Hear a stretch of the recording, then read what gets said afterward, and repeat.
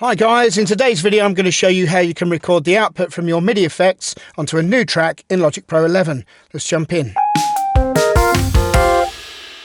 So here we are in Logic. I've created a 4-bar loop from the modal MIDI pack. I'll just play that and I'm running it through the Arpeggiator, and I've just selected a simple chord groove 8 for this demo. So here we go, let's have a listen.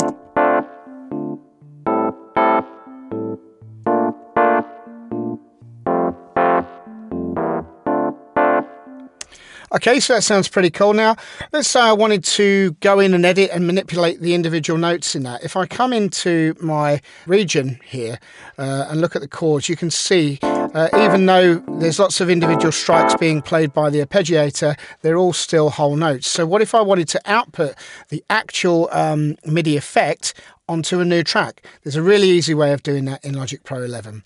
So I've created a new blank track here. There's nothing on this at all. It's not doing anything at the moment to receive our MIDI output from the arpeggiator. And all I have to do is come into the inspector. I'm going to expand the track details there, and I'm looking for internal MIDI in. And I'm going to switch that to on, and it gives me the option for which instrument input do I want. So I need track 1 there, which is my Deluxe Classic EP. So I'm going to put that on there. Let's have a listen.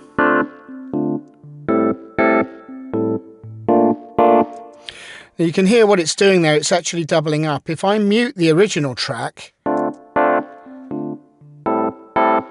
what we're actually hearing there is the output from this track being routed via the internal MIDI into this track, which is triggering that virtual instrument. So all we have to do now, really super simple, hit the record enable and record for this track.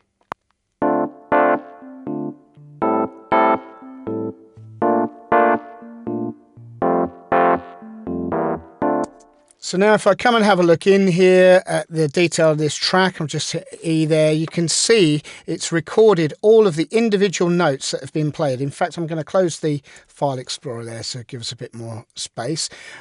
Everything's been played. It's captured all of the velocity, the full output of the arpeggiator. Now, before we listen back to this, one thing to note is that we're going to need to switch off the internal MIDI in, because otherwise we're going to still hear the routing from this track alongside this this new MIDI information that's been recorded there. So I'm just going to switch that back to off, but now I can mute the other track there. You can see we've got this track. In fact, I'll solo it just so you can hear that. There's no internal MIDI, and this is what it sounds like.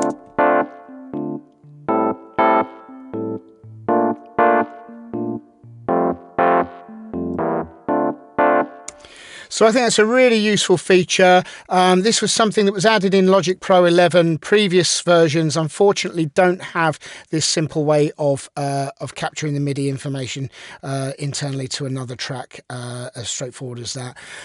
If you are on an earlier version of Logic and you wanted to output or print that, your only real option is to actually bounce it in place to audio. Now you could obviously just do that, and something like this will create an audio track there. If I just take those off, you've got the same kind of output, but obviously it's not as flexible as being able to edit the original MIDI. So I hope you found that useful. Please do hit the like and subscribe button. Thanks very much for watching, and we'll see you on the next one.